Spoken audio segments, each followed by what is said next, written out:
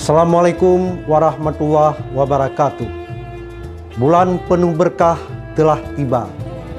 Saatnya kita teguhkan hati dan segenap daya upaya dalam menggapai ridha ilahi.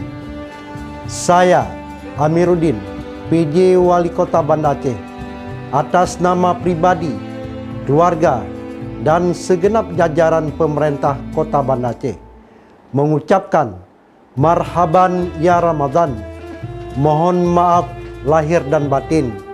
Selamat menunaikan ibadah puasa Ramadan 1445 Hijriah.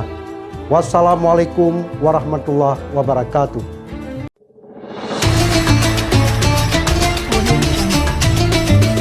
Tapi kalau kita dekat dengan Al-Quran, memang kita tidak punya kemampuan untuk mengatasi, tapi Allah akan berikan kemudahan untuk mengatasi problem.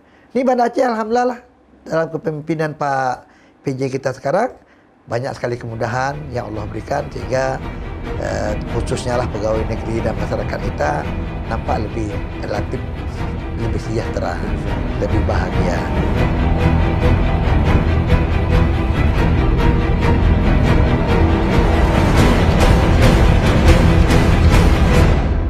Assalamualaikum warahmatullahi wabarakatuh. Halo pemirsa PHTM, apa kabar Anda di hari ini? Masih berpuasa tentunya ya. Dan kita kembali lagi untuk edisi hari ini di episode ke-64 di tahun keempat. Dan di edisi hari ini, hari Kamis tentunya 28 Maret 2024. Dan tentunya pengawasan dan penguatan syariat Islam saat ini di Aceh secara keseluruhan memang sudah cukup berjalan dengan baik.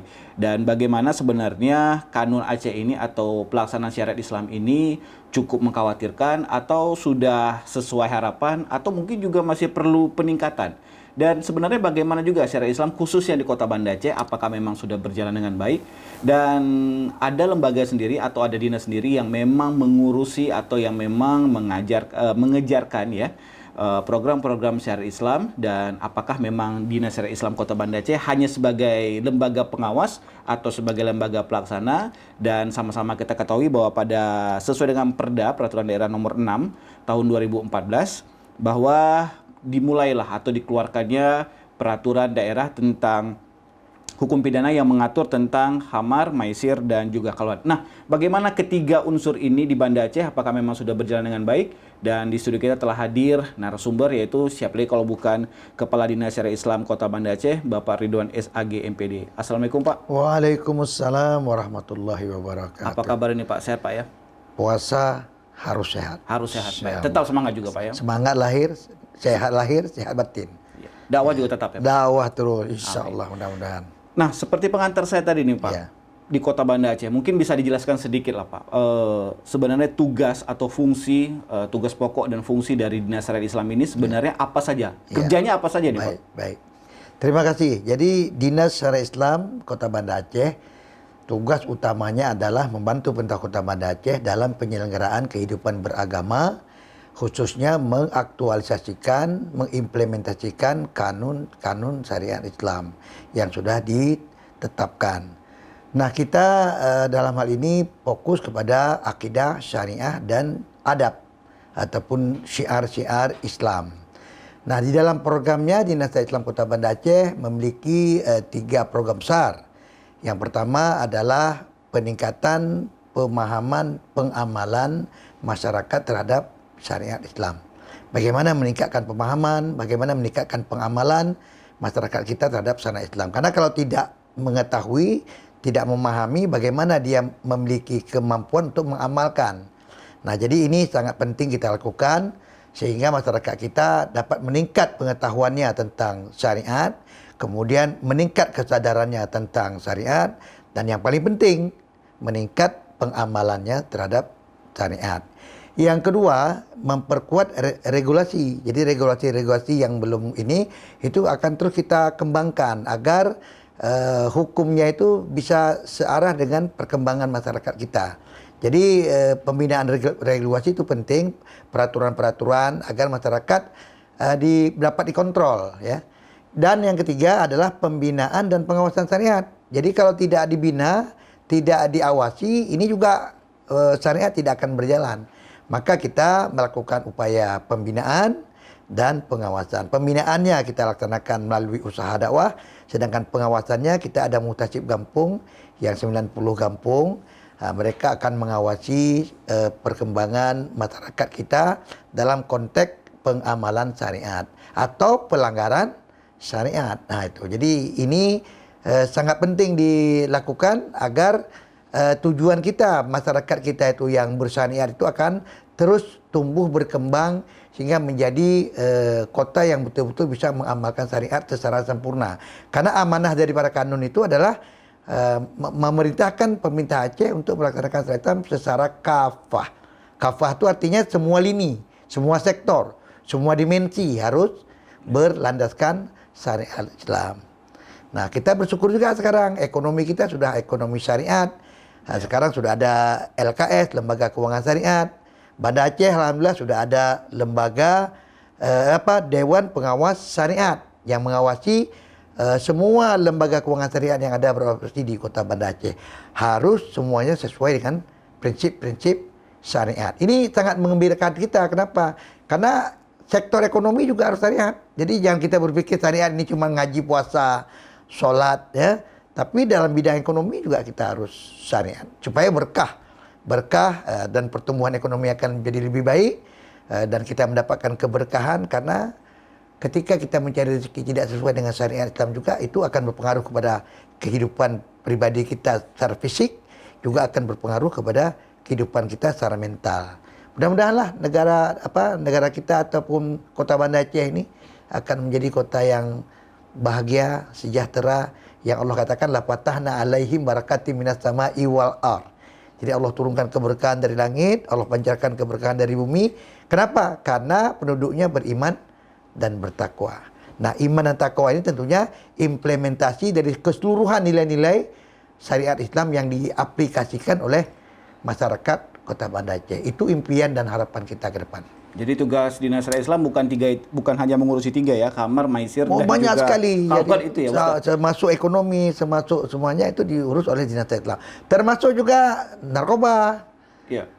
Semua itu harus juga bagaimana masyarakat kita, karena prinsip Islam itu kan ada 5 prinsip tuh, hibduddin, hibdun nasl, hibdun akal. Apa itu? Menjaga agama. Bagaimana kita bisa menjaga agama kita? Nah, agama ini tentu akidahnya kita jaga. Masyarakat kita harus kita lindungi daripada akidah-akidah yang keliru. Jadi harus akidah ahli sunnah wal jamaah. Dah, yang kedua, hibdun nasl. Bagaimana masyarakat kita jaga daripada keturunannya, agar keturunannya itu bersih, keturunannya. Makanya kita perlu menikah. Untuk apa? Untuk menjaga keturunan. Kemudian hibdun nafs, menjaga jiwa. Jangan terlalu banyak angka kematian. Ya kan? Bagaimana kita, walaupun mati itu sudah Allah tentukan, tetapi ikhtiar kita untuk sehat, jangan cepat meninggal dunia, walaupun itu sudah tentukan oleh Allah. Tentu ini harus ada upaya-upaya. Bagaimana hibdun nafs ini bisa kita jaga. Kemudian hibdul akal. Bagaimana menjaga, kenapa minuman keras itu dilarang dalam Islam? Kenapa narkoba itu dilarang oleh Islam? Karena minuman keras, narkoba, apalagi yang lain-lain itu, yang mengandung zat aditif yang berbahaya, itu merusak akal. Sedangkan akal itu adalah satu anugerah Allah yang paling penting bagi manusia. Maka Islam harus melindungi akal. Jangan sampai akal itu rusak. Maka kalau ada upaya-upaya yang bisa merusak akal, kita tangkap. Makanya itu ada Kanun Inayat nomor 6 tahun 2014. Yaitu kemarin juga kita ada kasus sedikit. Alhamdulillah Polres kita sangat responsif, ya. Terus cepat menangkap dan sekarang sedang kita tangani. Kenapa? Tidak boleh generasi kita itu menghilangkan akalnya secara sia-sia. Karena akal itu sangat mahal. Makanya kalau di Singapura kok orang pakai helm mahal-mahal. Kita tanya, kenapa kau pakai helm mahal-mahal untuk apa? Karena di dalam helm itu ada yang lebih mahal. Yaitu akal tadi. Kalau kita Indonesia kan pakai helm suka-suka hati aja. Yang penting asal nggak ada polisi udah aman. Ya? Kalau tanya, kenapa pakai helm? Kenapa nggak pakai helm? Saya nggak tahu kalau bapak polisi ada hari ini. Kalau tahu nggak ada, saya nggak pakai juga. Biasa nggak ada bapak di simpang. Padahal, terus bagaimana dengan yang di dalam helm itu? Alah, nggak apa-apa lah. Nggak berapa berharga. Iya. Nah, padahal otak ini sangat berharga. Terus yang terakhir adalah hibdul mal. Bagaimana kita menjaga harta. Jadi dalam Islam tuh harta tuh harus dipertahankan, harus dijaga, harus dicari, harus diusahakan dengan cara yang baik. Karena harta inilah yang menghidupkan kita dunia dan akhirat, ya kan? Dengan harta kita bisa beramal, dengan harta kita bersedekah, dengan harta kita bisa naik haji, dengan harta kita bisa membantu orang lain. Dengan harta juga kita masih masuk neraka karena kita ambil harta orang.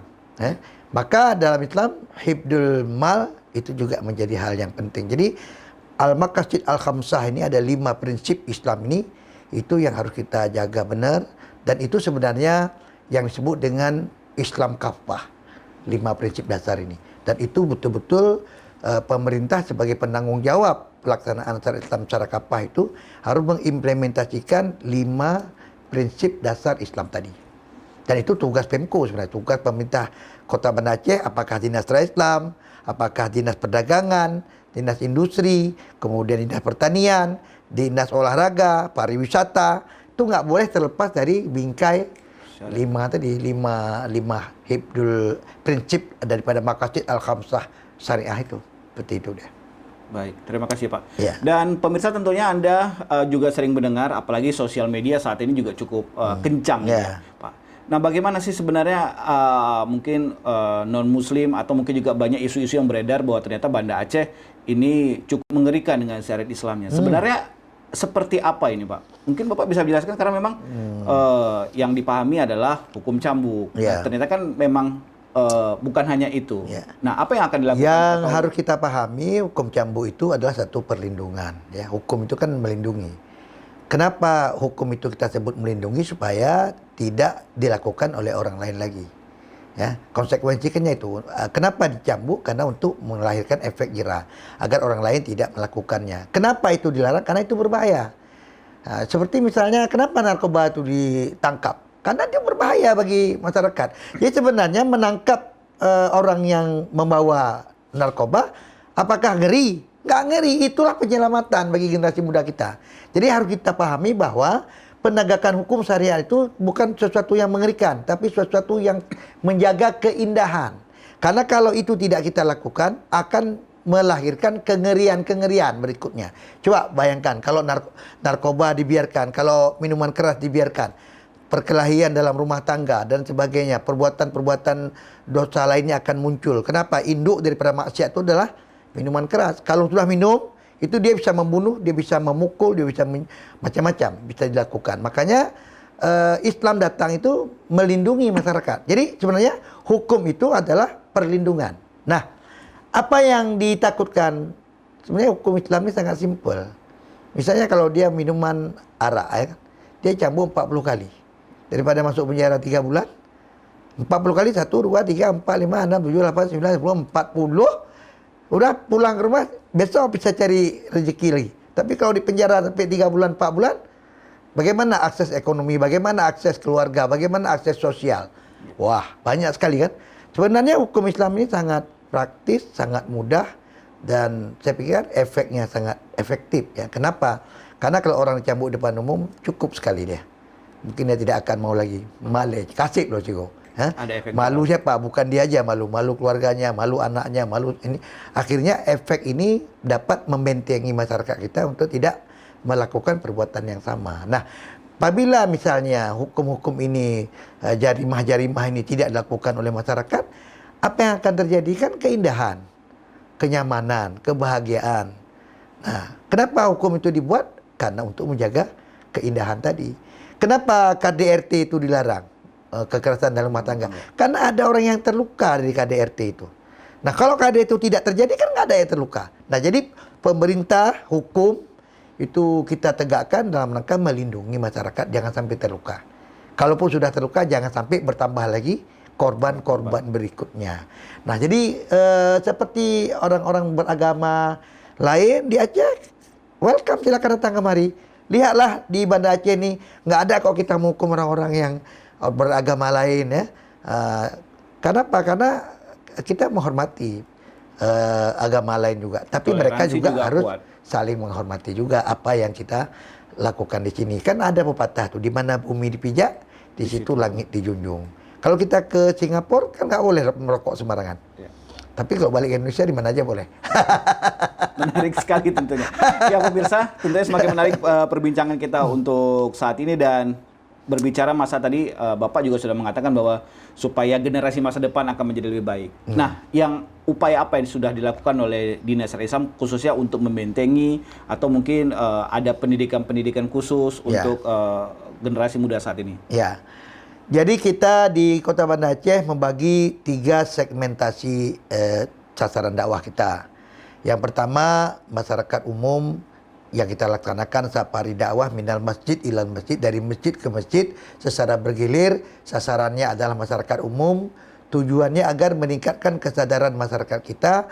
Ayo semua kita bertanggung jawab untuk penegakan syariat. Itu kita lakukan setiap malam Ahad. Dari masjid ke masjid. Yang kedua, kita melaksanakan dakwah untuk segmentasi pemuda remaja. Kita ke sekolah. Kita pergi ke sekolah, kita dakwah, namanya dakwah sekolah. Dan juga kita melatih kader-kader dakwah. Karena kalau dakwah di kalangan remaja yang menyampaikannya orang tua macam saya, hei jangan pacaran. Mungkin anak muda bilang, iyalah sama bapak, siapa yang mau udah tua? Hah? Tapi kalau disampaikan oleh temannya sendiri, saya masih muda, saya masih ganteng, saya cantik, tapi saya nggak pacaran. Keren kan? Oh, rupanya bisa kok anak muda nggak pacaran. Kayak gitu. Jadi dakwah yang disampaikan sesama mereka itu kayaknya lebih mengena.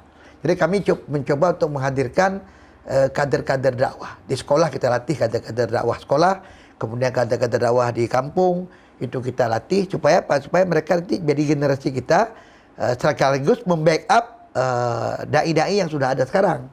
Nah, jadi kita ada sasaran dakwah itu untuk kalangan generasi muda. Dan ini juga kita masuk ke sekolah untuk melatih anak-anak kita dalam peningkatan pemahaman syariat.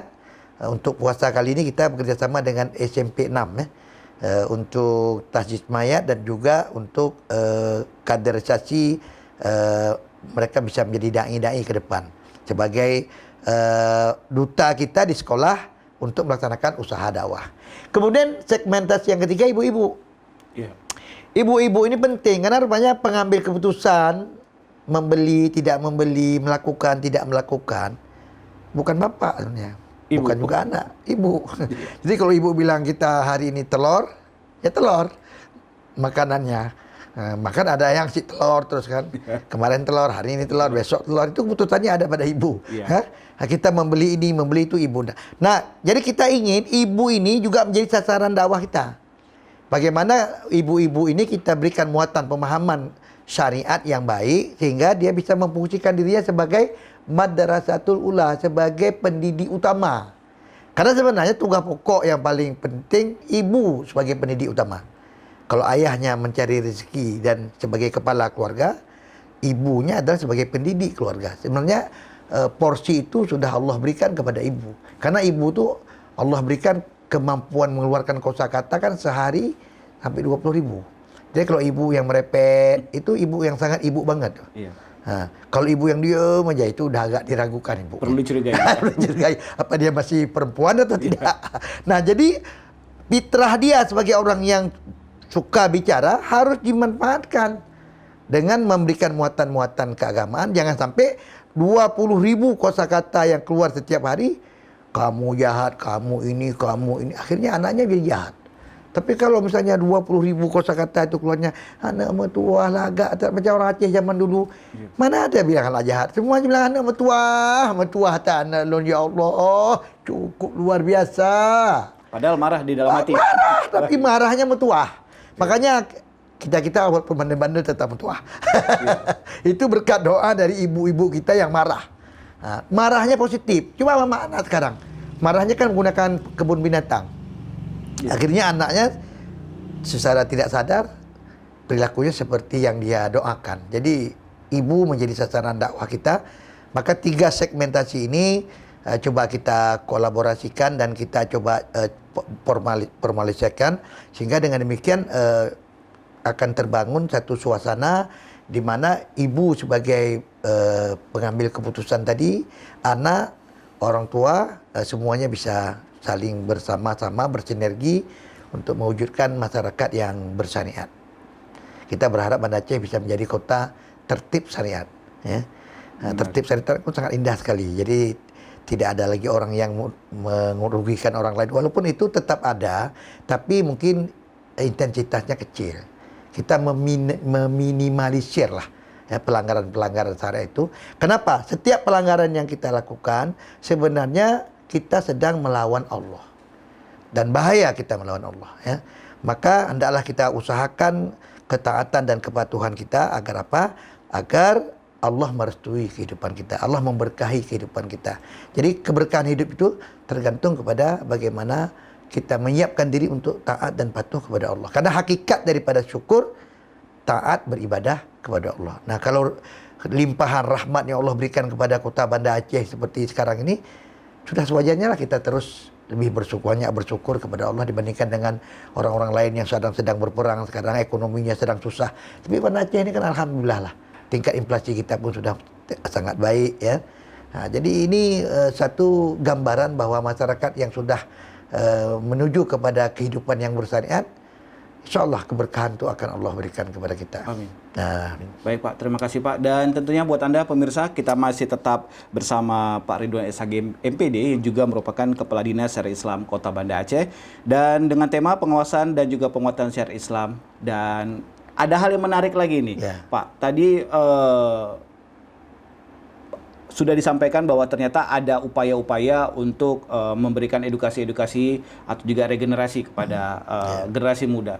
Nah, apakah itu juga berpengaruh atau keberhasilan Kota Banda Aceh meraih juara umum pada MTQ di Simelu kemarin? Apakah memang itu karena kan sudah berapa lama nih nggak memegang atau nggak menjadi juara umum, dan usaha beratkah atau seperti apa ini? Keberhasilan itu bagaimana ini? 23 tahun kita merindukan Banda Aceh menjadi juara umum. Alhamdulillah kemarin di Simelu Allah berikan kita kesempatan, kemuliaan Banda Aceh meraih juara umum MTQ Provinsi Aceh. Hal ini mengembirakan kita. Kenapa? Ini kan merupakan indikator bahwa masyarakat Kota Banda Aceh sudah mulai melirik Al-Quran sebagai pegangan hidupnya, sebagai bacaannya, sebagai hobinya kan. Jadi kita melihat di tengah-tengah masyarakat kita berapa banyak sekarang masyarakat yang sudah membangun institusi-institusi untuk pengembangan Al-Quran. Dan kita berterima kasih kepada lembaga-lembaga. Ada TPA, ada lembaga pengajian, ada ustaz-ustaz yang membuka halakah-halakah pengajian. Ini satu hal yang menggembirakan. Sekolah tahfiz juga semakin banyak nih Pak. Ya, jadi sekolah tahfiz, tahfiz, Masya Allah luar biasa. Kita senang, dan di masjid-masjid di Kota Banda Aceh coba kita lihat sholat tarawihnya, sungguh-sungguh kita menikmatilah keindahan suara, keindahan hafalan anak-anak kita yang dulu kita rindu seperti itu, sekarang sudah terjadi di kota kita. Nah, jadi kita melihat gejala ini sesuatu yang positif bagi masyarakat Kota Banda Aceh ke depan. Dan kami dari Dinas Syariat Islam Kota Banda Aceh menghimpun semua potensi yang ada kemarin. Dan kami berikhtiar kemarin itu dengan fokus meningkatkan kemampuan peserta MTQ kita dengan memperbanyak latihan-latihan. Karena kita punya hipotesis bahwa kemampuan itulah yang akan menjadi hasil. Maka untuk melahirkan kemampuan tidak ada upaya kecuali menumbuhkan kemampuan itu dengan cara latihan. Maka kemarin kita memperbanyak latihan. Dan alhamdulillah juga karena pemerintahan Kota Banda Aceh memiliki perhatian yang besar tahun ini terhadap MTQ ini, sehingga fasilitas-fasilitas yang diberikan, kemudahan-kemudahan yang diberikan itu sangat berpengaruh kepada keberhasilan MTQ. Contoh misalnya ketika kita berangkat ke MTQ, kita siapkan mobil itu yang memadai lah. Jadi satu kelompok itu, satu cabang, satu mobil. Yang biasanya kita rame-rame, tapi sekarang begitu. Jadi mobilnya itu lebih mudah. Kemudian penginapannya kita, kalau yang lain mungkin di rumah-rumah penduduk, kita lebih awal membooking losmen, walaupun losmen, tapi kan tidak tidur di lantai, sehingga tingkat kesehatan anak kita itu lebih baik. Kemudian ketika mereka mau ke toilet, mau mandi, itu jumlah kamar mandinya, toiletnya itu memadai, sehingga tidak mempengaruhi waktu mereka untuk bertanding, sehingga mereka lebih fokus. Kemudian kami alhamdulillah juga melakukan pendampingan yang sangat intens. Jadi anak-anak itu seperti anak kita sendiri kita buat. Sehingga dia ketika pergi dari Banda Aceh, di penginapan, dalam tanding, pulang, itu seperti ayah sendiri, seperti abang sendiri, seperti adik sendiri. Sehingga kemesraan itu melahirkan keindahan. Jadi saya kira kalau tidak ada problem psikologi, ketika tampil itu tentu mereka lebih plong, lebih nyaman, sehingga optimalisasi sumber daya mereka itu akan terjadi. Dan itu yang kita lihat kemarin, mereka dalam melakukan itu tidak ada beban. Kami tidak bilang harus juara, harus bagus, enggak. Kamu tampil aja yang terbaik menurut kamu, dan berdoa jangan lupa, dan kalau nanti Allah berikan kemudahan jangan lupa bersyukur kepada Allah. Nah, alhamdulillah Banda Aceh jadi juara umum. Kita pun tak perlu terlalu berbangga karena itu merupakan satu amanah yang Allah berikan, tapi kita bersyukur kepada Allah. Mudah-mudahan besok lusa Allah berikan lagi kita juara umum. Nah, kalau masyarakat Kota Banda Aceh sudah sadar semua bahwa Al-Quran ini suatu hal yang penting kita kembangkan, karena kalau nanti Banda Aceh itu bisa mengembangkan generasi Qurani, bisa dibayangkan tuh. Omongannya omongan Quran, ya, bicaranya bicara Quran, suaranya kok nyanyian Quran, subhanallah, keindahan yang tiada tara. Di rumah-rumah mungkin dibaca-bacakan Quran. Di mana-mana mudah kita untuk melihat orang-orang yang membaca Quran. Itu pastilah keberkahan itu akan terjadi. Kenapa? Karena Quran ini kan mukjizat sampai akhir zaman. Jadi kalau kita memang bersahabat dengan Al-Quran, maka Allah akan berikan kemudahan, kemuliaan, kejayaan. Tapi kalau kita meninggalkan Al-Quran, tinggal tunggulah bahwa kita akan mendapatkan kehinaan, kita akan menghadapi kesulitan. Yang kesulitan itu nggak bisa kita selesaikan. Tapi kalau kita dekat dengan Al-Quran, memang kita tidak punya kemampuan untuk mengatasi, tapi Allah akan berikan kemudahan untuk mengatasi problem. Ini Banda Aceh alhamdulillah dalam kepemimpinan Pak PJ kita sekarang, banyak sekali kemudahan yang Allah berikan, sehingga khususnya lah pegawai negeri dan masyarakat kita nampak relatif lebih sejahtera, lebih bahagia. Ini yang patut kita syukuri kepada Allah atas pelaksanaan syariat Islam dan kita mengimplementasikan Al-Quran tadi dalam kehidupan masyarakat kita. Berarti keberkahan untuk warga Kota Banda Aceh. Pak, ada yang menarik lagi tadi, adanya keberhasilan tadi seperti MTQ tadi merupakan kerjasama tim. Bagaimana Dinas Syariat Islam bekerjasama dengan pihak-pihak lain, misalnya seperti tentunya kalau ada pelanggaran dengan Satpol PPWH atau mungkin juga dengan Dinas Pariwisata seperti apa menerapkan konsep. Nah, dengan siapa saja kira-kira ini Pak bekerja sama untuk menegakkan syariat Islam di Kota Banda Aceh? Kita, saya ulangi lagi bahwa Banda Aceh ini kita Dinas Syariat Islam itu ada 2 tenaga pendukung utama. Yang pertama adalah Dai Perkotaan Kota Banda Aceh yang jumlahnya ada 55 orang, dan mereka siap 24 jam membackup upaya-upaya dakwah kita. Termasuk tadi pembinaan Al-Quran, pembinaan ini hafid Quran, semua itu kader-kader dakwah, kader syariat. Kita bertumpu berharap kepada Dai Kota Banda Aceh karena mereka punya kemampuan untuk itu, punya kapasitas untuk itu. Nah, untuk dalam pengawasan kita ada tenaga pendukung namanya Mutasib Kampung. Mereka itu ada di tiap-tiap kampung. Nah, melalui Mutasib Kampung kita berharap sistem pengawasan syariat ini bisa efektif. Nah, ke depan kita akan coba kembangkan, akan ada beberapa tuh institusi di kampung tuh, ada Linmas. Kemudian ada yang dari kami di Dinas Syariat Islam dan Mutasib Kampung. Kemudian ada Kantip Babinsa, ada Kantip Mas, kan? Itu bisa kita kolaborasikan menjadi paga kampung nanti ke depan. Jadi nanti kita akan sepakati dengan lintas sektor agar nanti lembaga-lembaga ini nanti bisa bersatu, karena untuk pembayarannya nggak sulit karena sudah dibayarkan untuk institusi masing-masing. Tinggal bersinerginya aja, berkolaborasi aja. Jadi alur koordinasinya. Alur koordinasi aja. Nah, kalau misalnya di kampung sudah terpantau pelanggaran syariat, pelanggaran hukum-hukum negara, narkobanya sudah bisa dikendalikan, ya. Kemudian perilaku anak-anak kita sudah bisa dikendalikan, kemudian pembinaan anak-anak kita bisa lebih kita fokus dengan adanya Dai Perkotaan, adanya Mutasib Kampung. Maka suasana kehidupan masyarakat yang tertib itu akan terlahir di kampung. Nah, ini kan efeknya nanti kalau kampung sudah tertib, kecamatan pasti akan tertib. Kalau kecamatan sudah tertib, kota Banda Acehnya pasti akan tertib. Nah, karena Banda Aceh ini kumpulan dari kampung-kampung. Biarpun namanya kota baru, tetap kampung. Ya. Kampung dia adalah kampung. Nah, dia kota Banda Aceh itu adalah kampung-kampung. Maka kampung-kampung ini kita secara sel kita ingin menertibkan sel-sel terkecil dulu. Nah, jadi kalau bisa kita awasi yang kecil ini tidak berimbas kepada yang lain. Jadi teori ini penting kita kembangkan. Bagaimana kita bisa menguasai wilayah yang kecil supaya nanti ini akan berimbas yang baik kepada wilayah yang lain. Berarti bukan hanya tugas Syariat Islam tapi tugas seluruh masyarakat Semuanya. Kota Banda Aceh. Dan kita nanti tahun 2024 ini akan kita launchingkan segera, yaitu 10 kampung percontohan syariat yang nanti semua OPD akan mensupport, akan memberikan kontribusi agar 10 kampung itu harus menjadi kampung yang unggul. Karena kita mau syariat itu jangan dipandang kalau syariat berarti harus kayak sarung, harus orangnya kayak mana. Tapi syariat itu adalah satu konsep bagaimana membuat kita maju, membuat kita sejahtera, membuat kita aman, membuat kita mulia. Nah, jadi misalnya begini, kenapa orang Islam itu disuruh berzakat? Karena orang Islam itu disuruh kaya, nggak boleh miskin. Nah, untuk kaya harus kerja.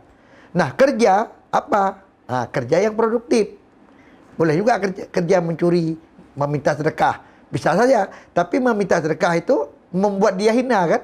Dapat duit, mungkin duitnya orang sedekah itu dengan kita Lebih banyak. banyak dia, Ya. tapi dia tidak mulia. Nah, jadi bagaimana kita memberikan rangsangan, memberikan stimulus kepada masyarakat kita agar dia itu bisa menjadi orang yang mandiri, orang yang punya kompetensi untuk mendapatkan penghasilan yang baik sehingga tumbuhlah masyarakat yang sejahtera tadi. Nah, jadi ada kaitannya antara zakat dengan pertumbuhan ekonomi. Nah, demikian juga narkoba. Tidak boleh ada narkoba di Kota Banda Aceh. Kenapa? Kalau ada narkoba, nanti anak kita hang. Ya. Mereka nggak fokus lagi belajar, mereka tidak fokus lagi. Akhirnya nanti ada kekerasan di rumah tangga. Kenapa? Karena orang yang tidak lagi otaknya tidak normal itu bisa melakukan pekerjaan tidak normal dan itu akan membutuhkan energi yang besar untuk menyelesaikannya. Lebih bagus mencegah daripada mengobati. Kan begitu. Baik. Terima kasih Pak. Terakhir ini Pak. Ya. Harapan dan juga mungkin ingin berbagi informasi kepada masyarakat Kota Banda Aceh atau kepada pemirsa PHTM yang saat ini mungkin bukan hanya di Kota Banda Aceh. Ya. Silakan Pak. Ya, kepada para pemirsa PHTM yang saya muliakan, syariat Islam itu milik kita, syariat Islam itu harapan kita, syariat Islam itu adalah solusi hidup kita dunia dan akhirat. Maka mari ambil bagian untuk mengaktualisasikan nilai-nilai syariat.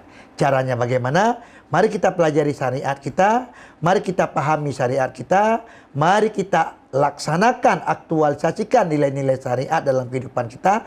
Insya Allah, Allah akan memberikan keberkahan dari langit dan bumi dan insya Allah kita akan mendapatkan kejayaan, kemuliaan, kesejahteraan dunia wal akhirah. Amin, amin, ya rabbal alamin. Amin. Terima kasih Pak Ya. atas ilmunya dan juga Ya. sharingnya untuk hari Ya. ini. Dan tentunya buat Anda pemirsa dimanapun Anda berada, terima kasih Anda sudah tetap bersama kami. Dan jangan lupa apa yang Anda lihat atau apa yang Anda tonton saat ini mungkin bisa Anda share untuk bagian dakwah juga ini Pak. Ya. Kebetulan hari ini juga sebagian dakwah. Ya. Dan terima kasih atas atensi Anda. Kami pamit dan jangan lupa untuk kalau Anda belum subscribe, jangan lupa subscribe.